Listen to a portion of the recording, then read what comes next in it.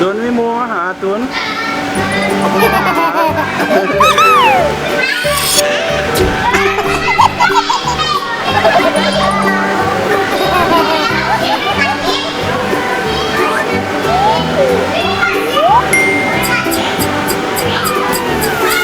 สีเกียนเลยจับสีเกียนเข้ามาเนาะสีเกียนจะใส่สีบู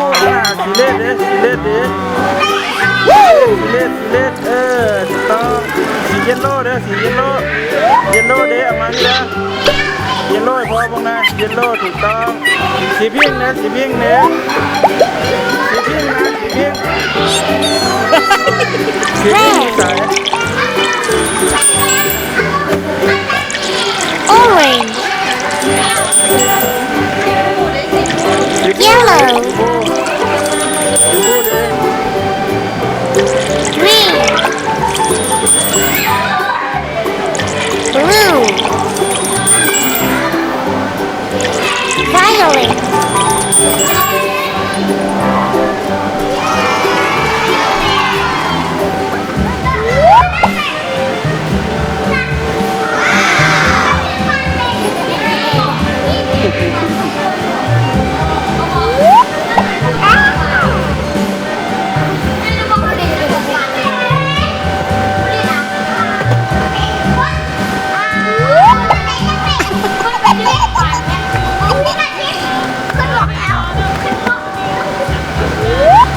ครับนั่นแหละว่านี่จะเป็นการใส่หายของว่าลงไป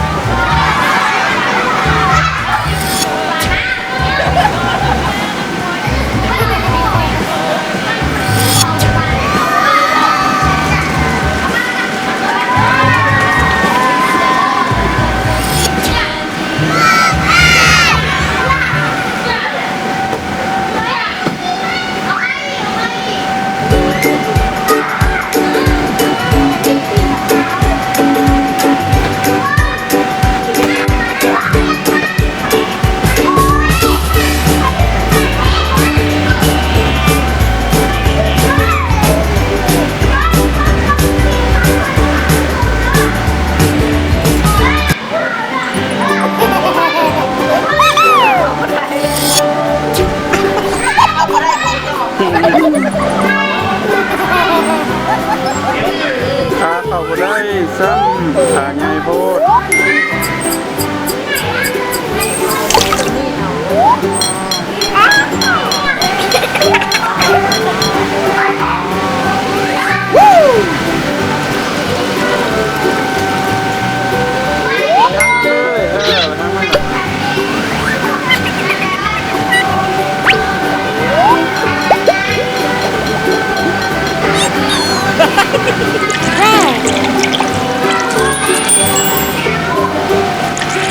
Orange Yellow Green Blue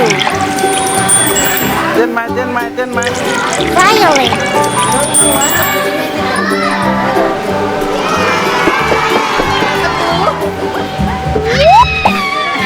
เป่าดูหมาเป่าดูอยู่แล้วแล่นออกมาหลังนี้ไว้หลังนี้บ่อยู่เด้อ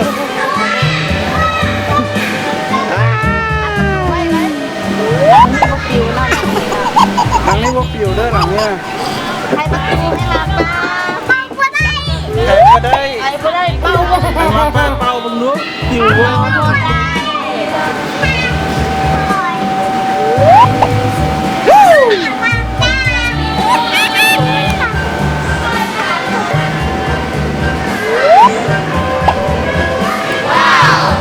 อ้าวบัดเสร็จแล้ว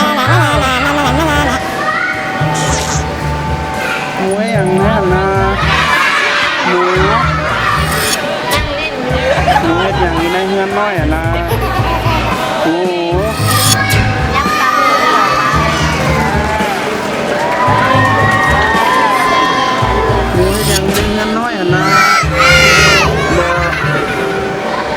เฮ็ดอย่างนี้ได้งั้นน้อยนี่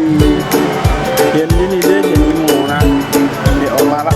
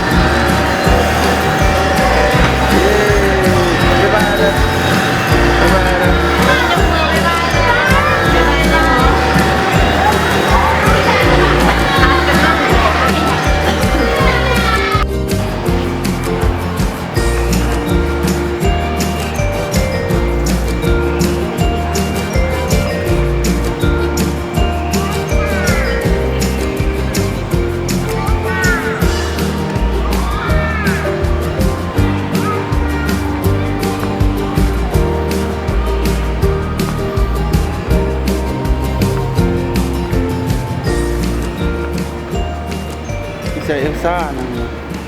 มีวะเอลซ่ามีวะมีสบู่มีสบู่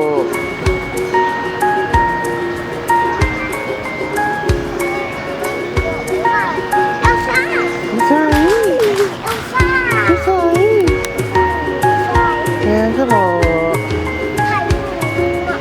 มันส่วนใหญ่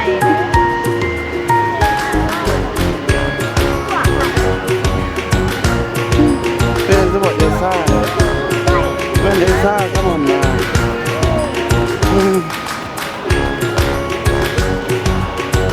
ได้หวะ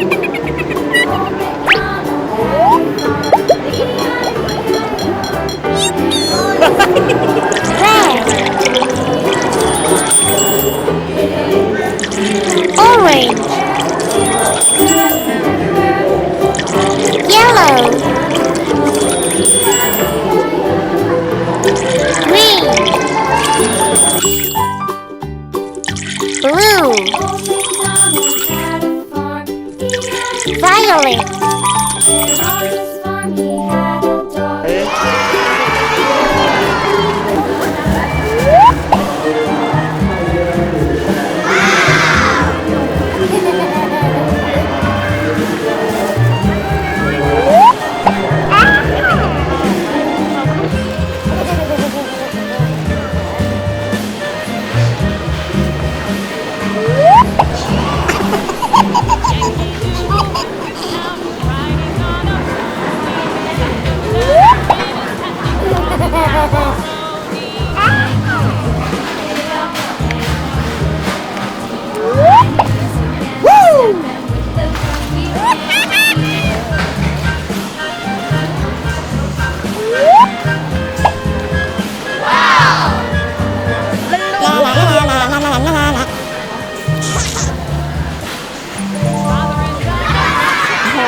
เจ้านิทาน เรื่องอย่าง เรื่อง ตุ๊สีกับผีกองกอย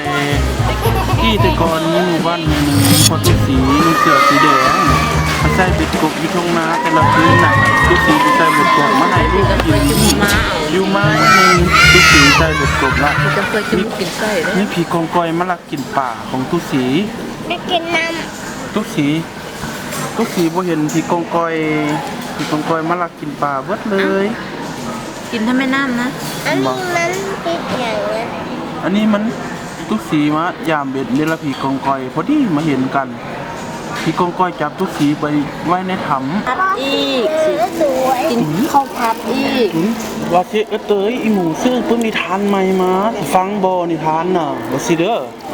อีหมูสิเล่าแน่ใดให้เตยฟังบ่ อ๋อไอ้ที่ไอ้ดึงไม่สองไอ้นอก ว่าที่น่ะตะกี้เตนึงมีสองเอ้ยน้องบ่ พี่จังกอยนี่เอามาเปิดให้พ่อวงแม่ เรื่องหยัง เอามาเปิดให้พ่อวงแม่ เรื่องหยัง เล่นบ่ แต่พอมึงนึก นี่นี่พี่จังกอยนะ โอ้โหผีกองกอยของแท้เลยผีกองกอยของแท้เลยนี่นะ